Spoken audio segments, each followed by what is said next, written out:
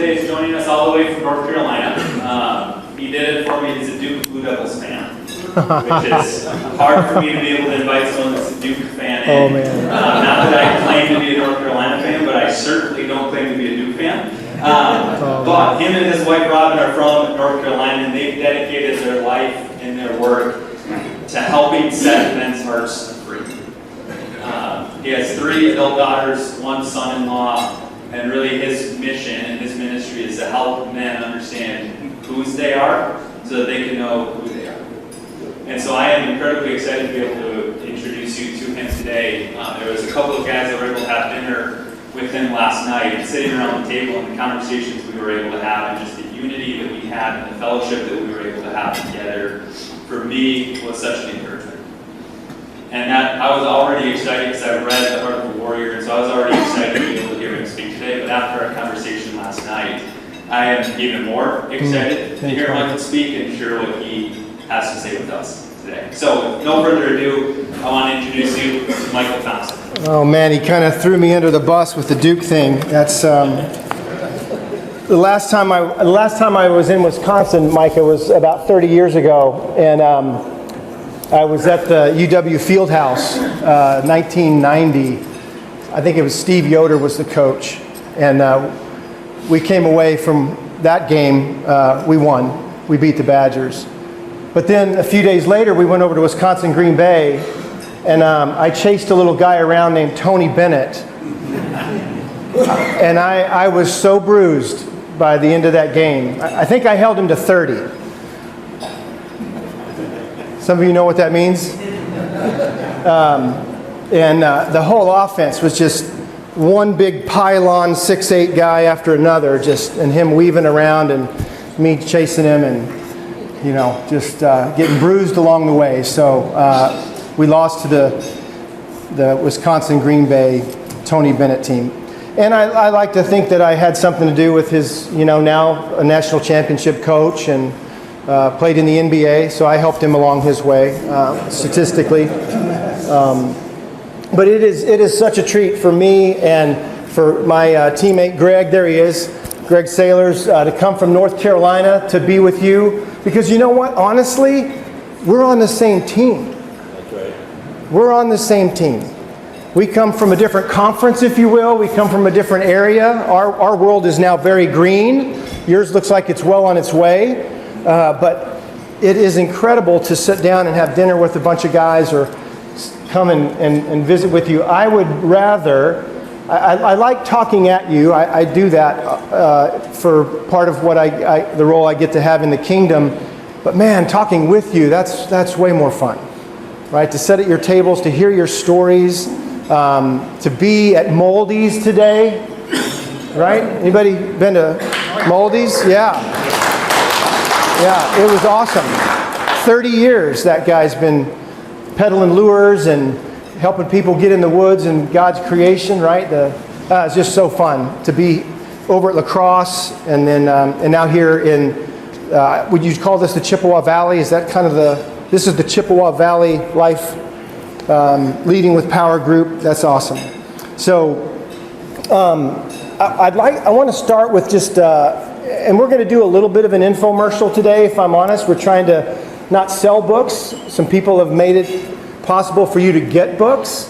So this is not a pitch for you to sell books, for me to sell books. This is to share with you a little bit. What I'm hopeful that I'll do by the end is provoke you or disrupt you in some way, or maybe invite you to more. This is what Leading with Power is about, right? To become men who can handle more, right? More responsibility within their home front, more loving in their marriages, right? More encouraging with their families. So more. It's not a bad thing, right? To aspire to more. It's really a biblical thing. When you look at the scriptures, we don't have to do any more, right, for God's love. You know that. You are loved wildly and crazy. Just, He's in love with you. Right? There's no conditions on that. That's who He is, and we are the object of His love. And you know that as a father, and probably even know it better as a grandfather. You grandpas, you know, that's your children's children, but oh my gosh, I'm not there yet. But I've seen the way, it's unconditional. You love that little one. But as we also understand, and biblically, God's love is unconditional. Our love for our children is unconditional, and yet there is some things that have conditions, right? There's trust. You shouldn't trust your 8-year-old with a chainsaw. You shouldn't trust your 13-year-old with a vehicle, right? There's certain things that this over time, age appropriate and in the right time, and then there's helping them learn how to be responsible with those things. Do we have responsibilities as kingdom men? But God's love is not one of those things. Do you hear what I'm saying? So how does the conditional stuff work when it comes to what God might want to entrust to us? The more that Leading with Power is about, the more that Zoe's about, the more that we tried to write about in King Me, to be validated and initiated as men. Let's just be honest. Right now, in our culture, it's tough to be a man. We've got quite a reputation out there, and most of it's not good. And it's not that we're all not doing well, but just being a man right now in this culture seems to be a very, not just difficult thing for men, but a very inflammatory thing, if that makes sense. So I want to ask you a question as we kind of move into some of the things that we put in King Me for you. One thing I would ask you is, what are the chances that you have interpreted your life accurately? What are the odds that you've interpreted all of your life accurately? It's an interesting question. It's an interesting idea. I can't even interpret a lot of my emails accurately, my texts accurately. Is she mad at me? Is that what she's saying? And fire back and find out that there weren't those tones. And I mean, we can misinterpret things. And I think when I look back at my life, there's a lot of things I've misinterpreted. God, Jesus, my parents, my siblings, some of my friends, and me. This is what Leading with Power is talking. So who are you? Who told you who you are? How have you interpreted who you are in this larger story that you find yourself in? And what if the people who commented or contributed to the commentary about you, what if they were wrong? And yet you might live under the influence of some of those situations that happened. I mean, not all of us had all-star dads. Some of us did. Or all-star moms. And some of us did. Even the best of the best have bad games. Or as a parent, we have to confess we've had some bad moments with our kids. So what did they interpret? Right? I remember when one of my daughters was playing high school basketball, I just had something for work that had me step away. I couldn't make the game. Okay? And so I saw her that night, caught up with the family, saw her that night, and she was upset. Where were you? Who's she looking in the stands for? Men. Where were you? And then she said this. And I'm talking about the misinterpretation. She said, "You never come to my games." Who told her that? I get it, she was upset.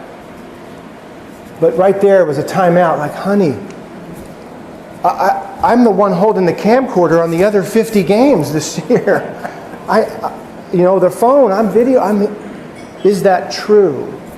But if I don't touch that, if I don't invite her to see that that's false, she might believe that going forward, and she stands in front of friends, and I'm all of a sudden not a very present dad.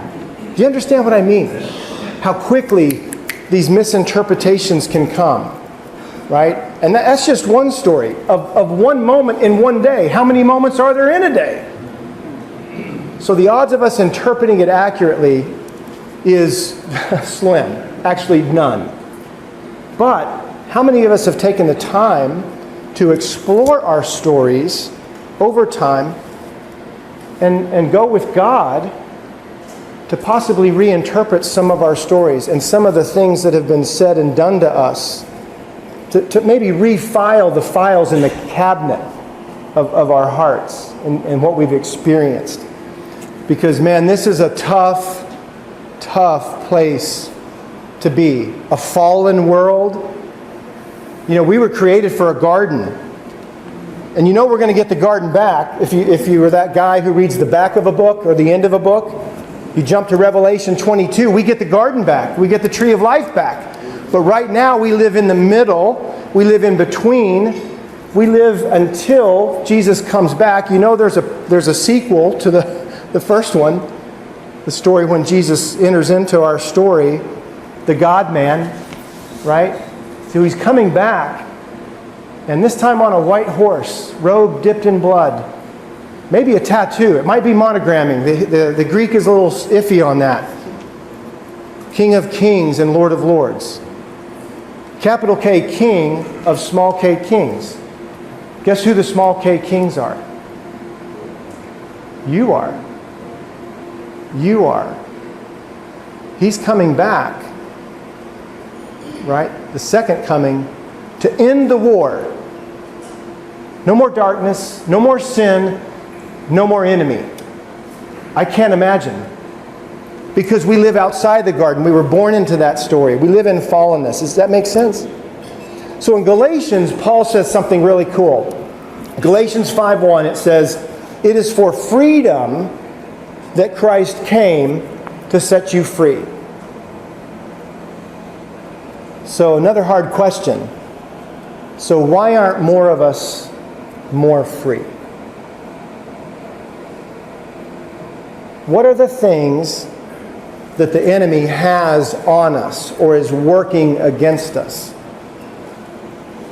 And make no mistake, you live in a very large story and you have a very important part to play. The question is, how are you playing your part?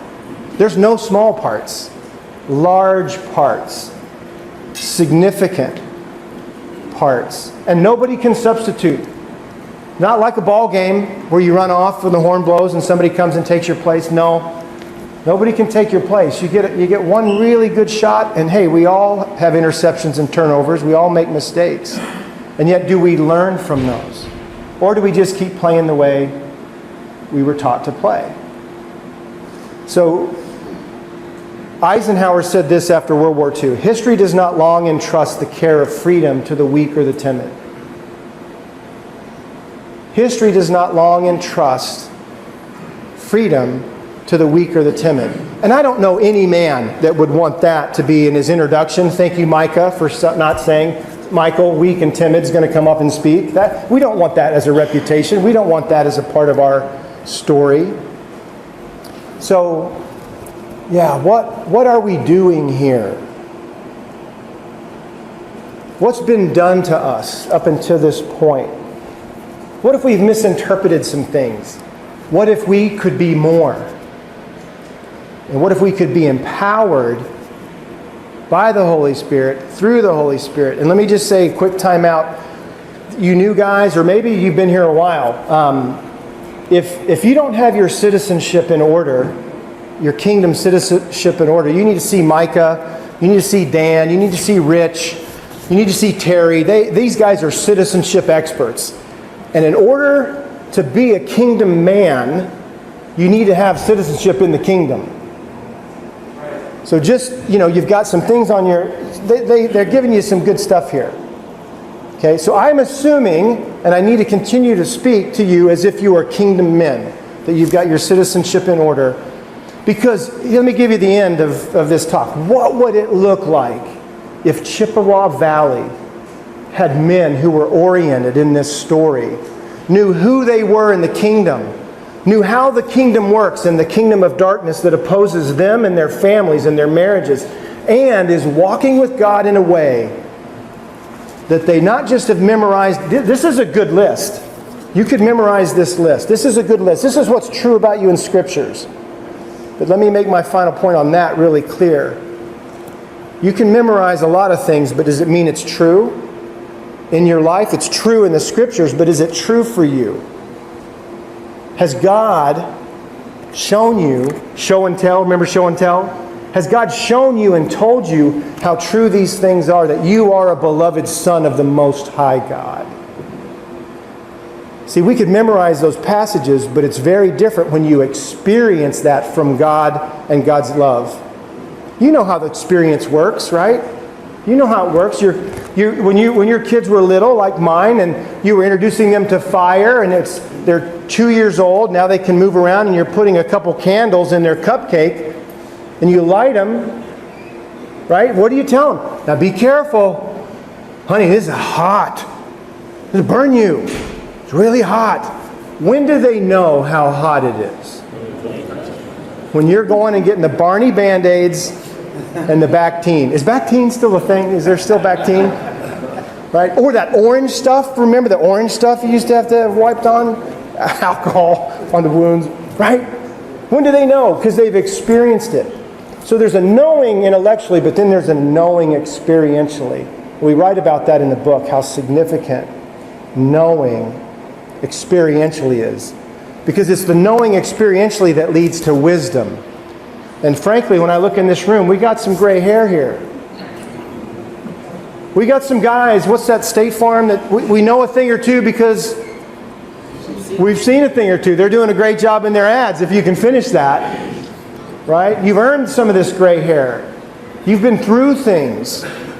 And that's something that we wanted to bring out in King Me. We need to see the masculine cycle restored, where boys are loved on by older men, kings and elder sages, men in their 40s, 50s, and 60s who are recovering. You've heard of recovery programs, AA and other things. Brothers, we're all in a recovery program. The kingdom has the best recovery program of you overcoming some of the things that have happened to you and becoming who you truly are in the kingdom. And I don't know about you, but that gets me up in the morning. That gets me in line. That gets me in airports to come and share that. I do not want to underachieve in this story. Again, I'm not earning God's love, can I? No, it's been declared loud and clear. eBay taught us. eBay taught us this, right? You know eBay? What's the value of anything? There it was. What somebody's willing to pay. There it is. Do you know how valuable you are to the one who made you? To the one, better than that, whose image you bear. You are image bearers. I don't want to underachieve in that space. And it's not, and so much of what I'm sharing, and you know, I hope you know this, artists who write or who sing, you know, Bruce Springsteen is singing different songs in his 21st album, a lot of songs of lament and regret, than he did in his rebel years of Born in the USA. And so, as you move, you have, as an artist in life, you tell different stories than what you might have thought or said in your 20s. You might have different opinions now in your 40s, 50s, and 60s. Does that make sense? So there's a progression that goes on, but not everybody learns well in that progression. Not everybody learns well. You're image bearers. Look at Psalm 8:5. Psalm 8:5. You have made them a little lower than the angels and crowned them with glory and honor. Come on. Crowned with glory and honor. Do you have to try to matter anymore? And yet I find myself looking for thumbs up and trying to avoid thumbs down. Right? Likes and dislikes. There's something in us that's hardwired. We want to be accepted. We want to be approved. We want to be invited. We want to belong. You know what those are words for? Love. Because when you belong, you're loved. When you're accepted, you're loved. When you're invited, you're being loved. Is that right? You know these ingredients. Those are just kind of the ingredients of what love really is. So to be invited by Keith to come here felt very loving, accepting. And we find that in an afternoon in some pretty new building, we're on the same team. And we get to play this game called life with good men, hopefully oriented men who know who they are in the kingdom, how the kingdom works. Because you know this, how the kingdom works. There's two kingdoms, really, and they're at war. The kingdom of darkness and the kingdom of light. You are in the middle of a outside the garden, fallen world at war. Jesus called him the father of lies.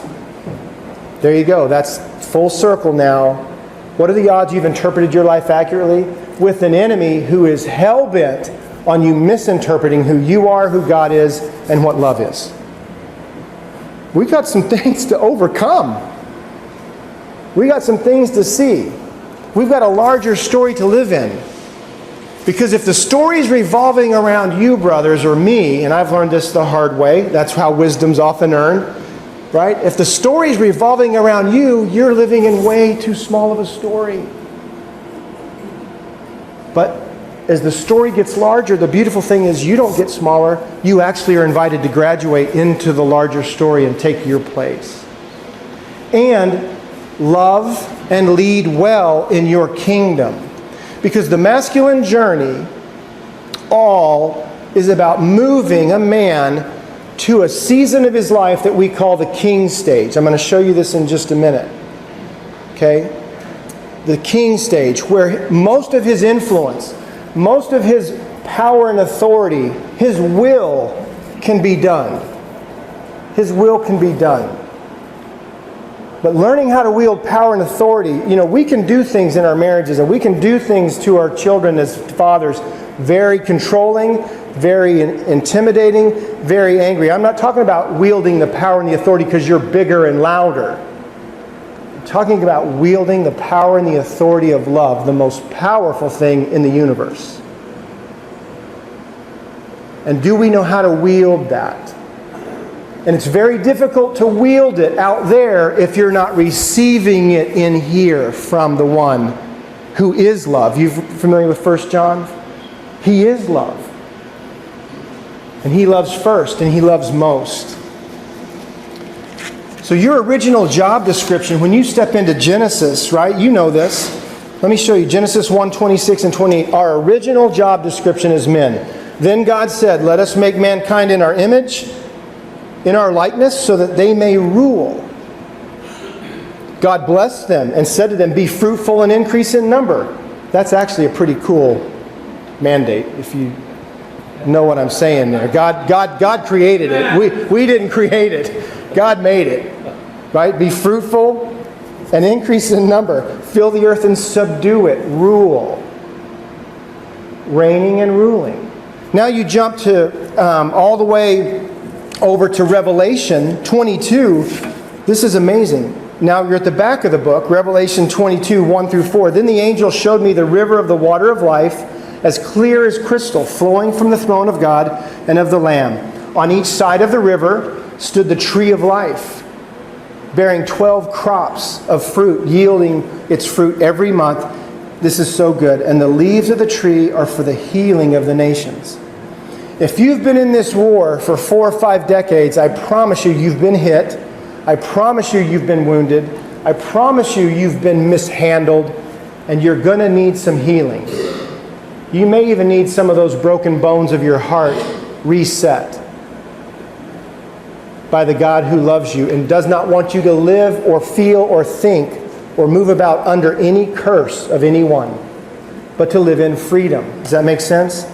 So the rest of this verse, they will see his face and his name will be on their foreheads. There will be no more night. They will not need the light of the lamp or the light of the sun, for the Lord God will give them light. And they will, is it up there? And they will reign, and they will reign with him forever and ever. You know what the term means, cutting keys? That's what happened in Genesis. He cuts keys. And the snake does its thing and slithers in and misleads them, misguides them, and they compromise their relationship with God, and they're taken outside the garden. I don't want to talk about the sin part. I want to talk about the image-bearing part, because there's restoration in this story, right? There's a comeback. And before we get to Revelation, you've got to stop at Matthew 28. Some of you would call this the Great Commission. But in the Great Commission is a great empowerment. Jesus says in Matthew 28, he says, "And now all authority in heaven and earth has been given to me." And what's he do with it? This is huge. This is a huge principle, a huge concept. What's he do with it? He cuts keys again.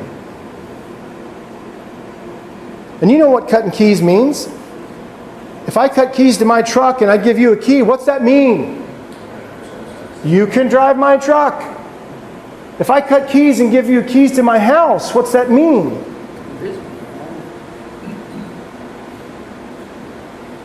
And in that passage, and now, that's a huge statement. And now, all power and authority has been given to me, Jesus says.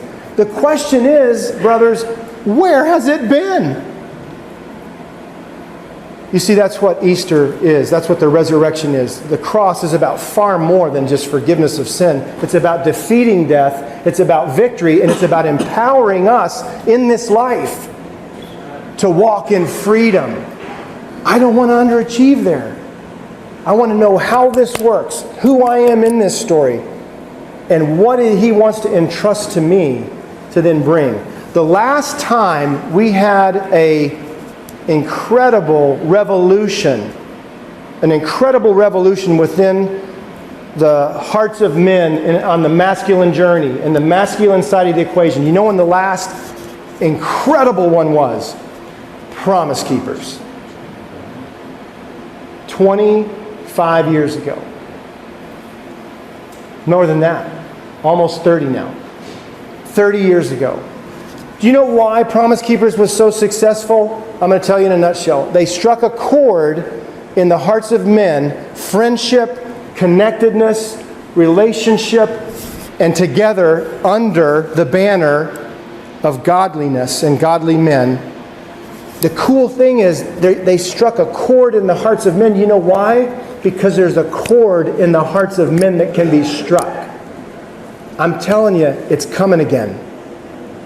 The next Reformation is coming. And we're recruiting. And you're qualified. You're wanted. You're needed. There is a big question sooner or later, right? After we get all our gear on, whether it's camo or the breastplate of righteousness and the helmet of salvation, whenever we get all geared up, sooner or later the next question is, where are we going and how do we do it? That's why we wrote King Me. To get into those chapters of what does it look like to get healing and training and then initiation and validation. You know those boys before they went into World War II trained for 18 months before they let them go to war. And yet we find ourselves in it. We're in Europe. We're in it. And so the training is challenging as we continue to move through our day-to-day. But do you know what I'm saying? Paul says to Timothy, don't get caught up in civilian affairs. You are a warrior. You are a warrior king. You are a warrior elder sage. If you want freedom, what did Eisenhower say? Freedom is not long entrusted to the weak or the timid. No, you're going to have to fight for this. You're going to have to protect this. We've got hunters in here. You know when you own land or property, you post it. Right? By whose authority? Well, if you're the landowner, it's by your authority. Does that keep people off of your land because you posted it? Not been my experience. I've had exclusive privileges to hunt a certain place or to be in a certain somewhere and there's somebody else there. Do you know Mr. Moldy? This is Mr. Moldy's property. This is Mr. Moldy's store. Right? So the enemy is going to come in and see if anybody's patrolling their kingdom boundaries, their home fronts. And that's the place that we want to win the most, isn't it? On those home fronts. I've got a bunch of statistics here about men that I'd rather, it's just depressing. Deaths and cancers and suicides and pornography. Can we just skip that part? That'll save me about 10 minutes. Okay, good. Back to image bearing. God meant something when He meant you and when He meant us. Do you know that you have Trinity DNA in you? You have Trinity DNA in you. And you don't have to be a Christian or a believer to be an image bearer. Right? It's a different status to be a believer, but every soul, everybody's an image bearer. That's what God wanted, His image bearers back. So He was willing to pay the ultimate price for them. You know that story. You know that story. So I wonder what's happened to you. I wonder what your story is. That was what the fun Micah was talking about last night. We got to, for 2.5, 3 hours, and some guys went into overtime, Greg and Dan, and some others went into what we call just talking about stories in life and getting to know one another. That's how friendship is formed. You know that. Knowing and being known. Hopefully that's what's going on in your marriage. Hopefully that's what's going on with your kids. But the enemy is really good at this guilt, shame, and fear thing. And guilt, shame, and fear will keep us from intimacy and connectedness. Do we know how to fight? Do we know how to listen? Do we know how to love? Because those are the ingredients. When a man can be kind, there is strength there. And when a man can be tender, there is power there. You see, we're kind and tender to the image bearers, but we are fierce against the enemy who is trying to mislead them just like he tried to mislead us into who we are, where we are, and how this works. So, in the book, if you get a chance to get a hold of one, and we're doing everything we can to make that available, you're going to go through these different parts of the book. The Heart of a King. And I just want to say that in the image bearing, the Heart of a King, those chapters in that section are very much about Jesus, because I can tell you this from my own experience, my own hard-earned wisdom. If you don't have Jesus right, it's going to be impossible for you to get right. He's the capital K King whose image we bear. And we are the small k kings. Right? And so one of the things I realized in my journey, I had Jesus wrong.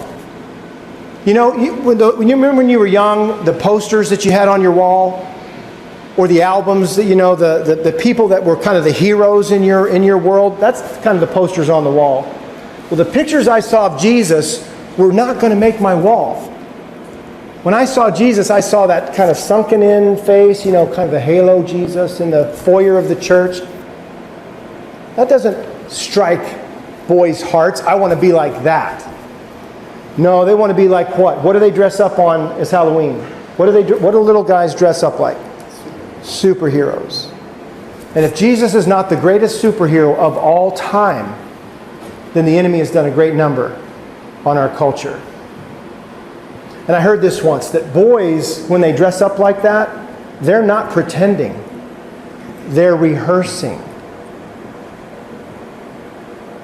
And what happens from 8 to about 28, the kingdom of darkness and the world, the enemy is still here. The enemy is still present. For about 20 years, boys get the crap kicked out of them. So by the time they're 28, they don't pretend or rehearse anymore. They find ways to either prove or hide. And I'm just speaking from my own experience and the guys that I've ran with. And we're learning how to overcome that and become who we are in the kingdom. So the journey of a king. That's part 2. The heart of a king, Jesus. The journey of a king. I just want to, before you hit it, Greg, I want to, you know the masculine journey is linear. Some of you guys are on the back side of decades, and some of you guys are on the earlier side of decades. But every decade has some significant mile markers in them. Things that you were supposed to be trained to do, encouraged to do, and shown what not to do. Right? You don't teach an 8-year-old or 6-year-old in that decade about women, about girls. But that decade's coming. It's right after. Right? So there's a linear progression in your masculine journey, and there's things that need to be taught to you. And I can tell you this by experience as well. Masculinity is supposed to bestow masculinity. It's left up to the elder sages and kings. They're supposed to be with the warriors and the explorers, helping them see how this works, who they are in the kingdom, validating and encouraging them. Because like I said, if I'm loving you, is God in the middle of that? Because God is what? So anything loving, anything good, God's in the middle of that. So now let me invert this. It's linear, but let me show you how the masculine journey, the journey of a king, really works. So here's the foundation. Every decade, okay, 10, 20, 30. And there's a lover part of us in all of this. There's a lover. Your heart, if you're made for love, then it makes sense that there's a lover in there. And at first, the lover needs to be loved so that later he can learn how to love. So this is the foundation, beloved son, boyhood. And anybody in construction here? Anybody? Dan, a couple others? What's the first thing you do when you clear the land, and then what? You build the foundation. What if your materials aren't first rate? What if your builders aren't first rate?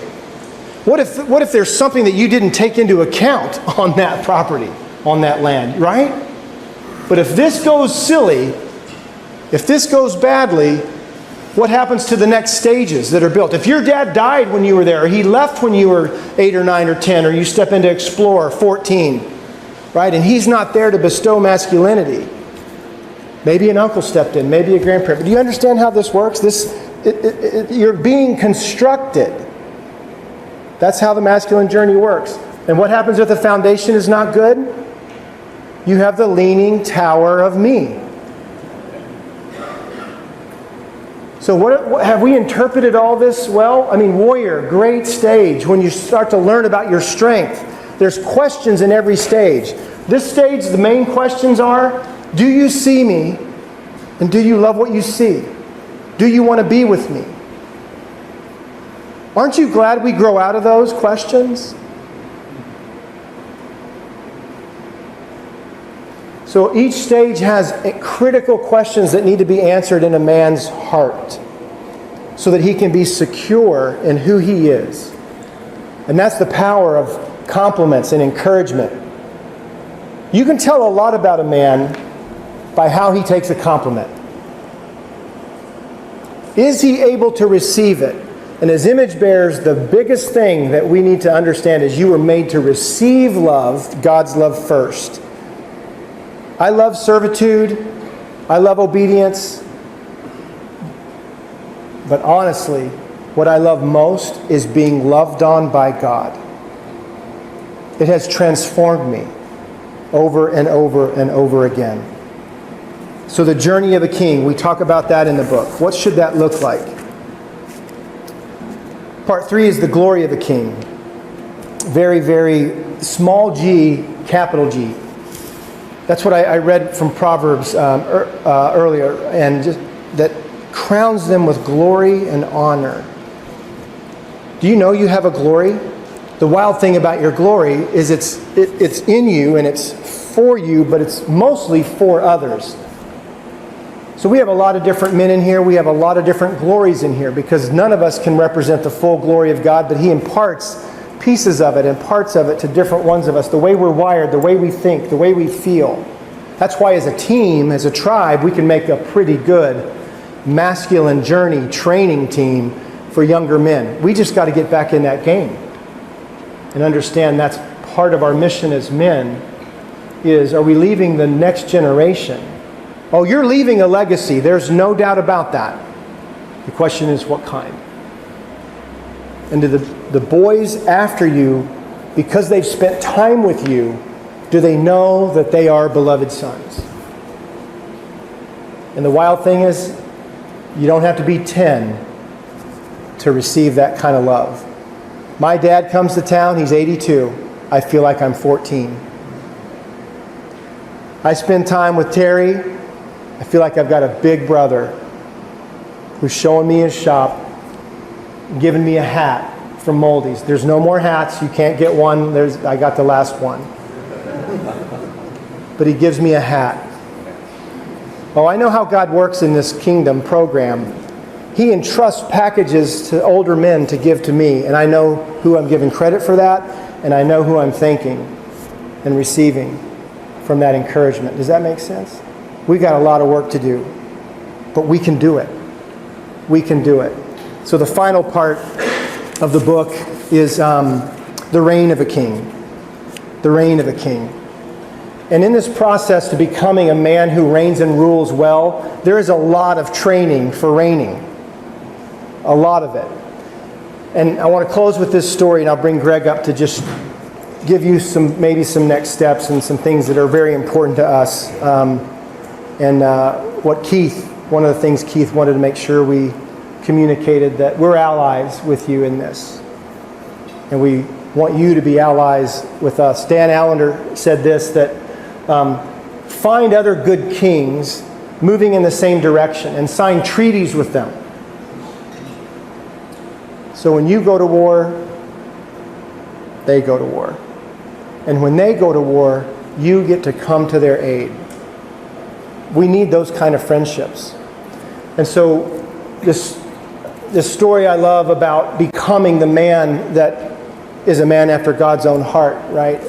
Become a man who's oriented, knows who he is, where he is, and the good that God's up to in his life. This little boy comes upon an artist who's sculpting. And like a little boy who's curious is going to say, like, what are you doing, mister? And the artist says, well, I'm sculpting. He says, really? Well, what are you sculpting? What's that mean? He said, well, I'm sculpting a lion. And the boy looks at the big kind of piece of art that's not finished, right? And he says, well, it doesn't look like a lion. How are you going to make it a lion? And the artist says, I'm going to chip away everything that's not the lion. You bear the image of the Lion of Judah. You bear the image of the Good Shepherd. You bear the image of the King of Kings. And to see this masculine reformation that's coming, it's afoot. I've seen the pockets. I know what God is doing with kingdom seeds. Not in this country, but even further.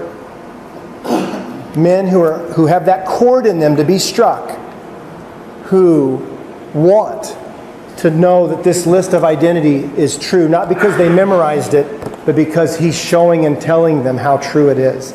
They're hearing his voice. They're recognizing that he does speak, and he's not mad at you. He's in love with you. So hopefully I've provoked or disrupted or invited you just a little bit.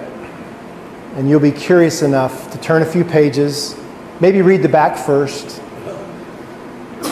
and join us in this great troublemaking reformation that it will be as we take back lost ground of masculinity that the enemy, who steals, kills, and destroys, he's up on the score right now. But we're not done yet. We're not done playing. We're not done fighting. Thank you. I'm going to bring up my friend Greg. Thank you for letting me be here.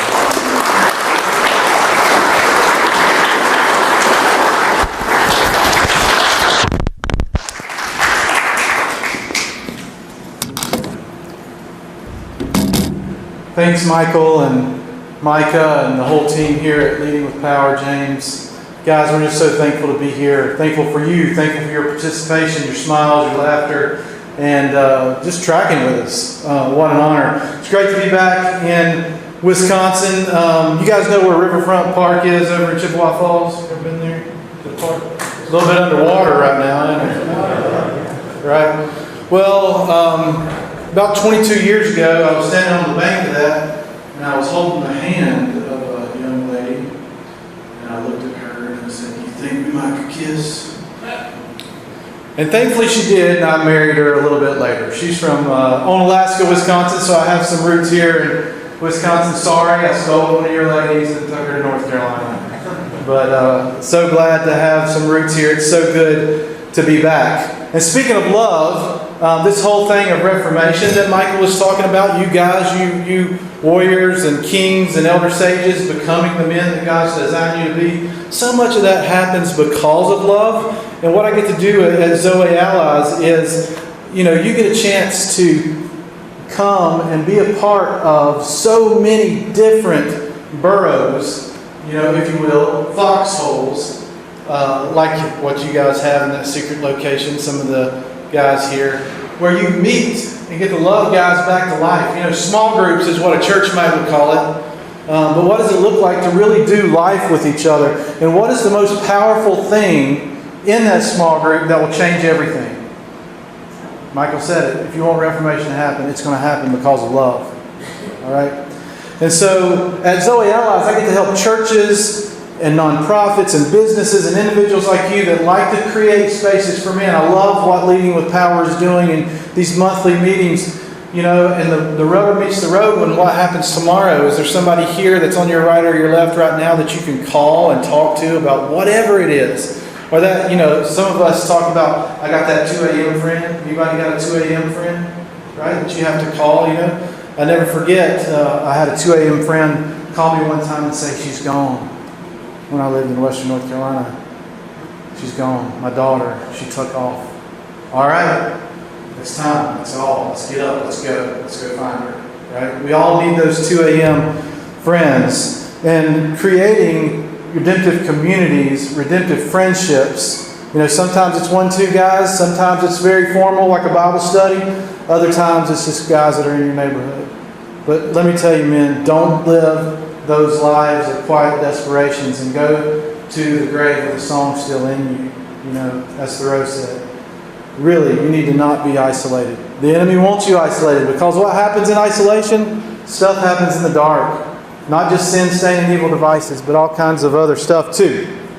There we go. We all want to be free. We all want to experience the good that God's up to, and I know you guys want to experience that too. So I get the great opportunity to do that as Zoe Allies. And we have this event coming up. We know some of you guys are coming. We've heard already. Come with the Leading with Power guys, but it's called the Heart of a Warrior Encounter. And so what Michael talked about today, and myself and some other of our team, we talk about over 11 sessions in the Virginia mountains. We also have one later in the year down in the Georgia mountains. Maybe one day we'll make it to Wisconsin and do this, but we'll have 350, 400 men from all over the United States and around the world come to a Young Life facility to hear this type of message, to get some great time alone with God, and to do archery. Terry, we do shotguns. We have a Forged in Fire champion guy that comes and does that. So all kinds of fun stuff in a manly environment that helps you be that man that God has designed you to be. So it's definitely want to encourage you guys to think about doing this. All right, there's this great theologian that I just really respect, and he said this: everybody has a plan until they're punched in the mouth. Who was that? Mike Tyson. Who knew Mike was so smart? What is your plan when you get punched in the mouth? We're working on a new resource called Battle Plan that will help you not only do that personally, but for these redemptive friendships that we're talking about. So you don't have to do life alone, that you can be amongst brothers, amongst, friends. So you guys, on your table, and I should say y'all, by the way. That's what we say. And I'm in my Wisconsin speak a little bit. Oofta, right, Terry? You betcha. Yes, sure, you betcha. My wife doesn't say stuff like that anymore. Oofta did stick around, but anyway, so if you look at this, DFG, we would really love to give you guys a book, as Micah mentioned earlier. They're over here, but we really do need you to scan this and give us your information, please, so we can spam you and email and text you for the rest of your life. Okay? No, we won't do that, but we would like to enter you into this knife contest created by Billy Sawyers, who's a Forged and Fire champion, friend of ours at Zoe, as well as being able to get this book. If you'd rather not do that and you'd like to give a donation for the book, $20 would be great to help us out to pay this message forward. Okay? We'd really appreciate that. Thank you guys so much. I want to end with this before Micah comes up. C.S. Lewis, he once said this, and I hope that you're having these moments right now. He says, friendship is born at that moment when one person says to another, "What? You too?" I thought I was the only one. And I think we had some of those moments last night with our friends. Michael and I have had a lot of those you too moments over the years. And that really does draw you closer together as friends. Helps that heart to bond, right? So when you need that 2 a.m. friend, you have those experiences, those you too moments. Then something good might happen, and you can be loved back to life. All right, guys, thank you so much for letting me come. Micah. Hey, I did want to highlight just next month's speaker. He's going to be joining us. He's an entrepreneur, avid climber, and he started escape climbing. So he's going to be joining us just to be able to share his story about climbing and be able to share some exciting things about that. So make sure that's on your calendars. That will be back here at the River Prairie Center. And as a reminder, to sign up on our website, or make sure you get signed up for email reminders to be able to RSVP for that a week in advance to be able to enter for the door prize. But I wanted to highlight 3 of the things that Michael had said today, and 3 of the things that probably impacted me the most. The first one, we are all small case kings in our own small K kingdom. I'll repeat that. We are all small case K kings in our own small case K kingdoms. The second one, keys have already been cut for us. And then the third one, and the one that really stood out to me, was if my story revolves around me, I am living in way too small of a story. So, Michael, Greg, thanks for coming. I know there's a lot of places that you could have been at this time in April, but thanks for coming up to Wisconsin. You ate some cheese curds with us last night and joined us for lunch. And so thank you guys for taking the time to join us and for your generosity today. Can we give one more round of applause?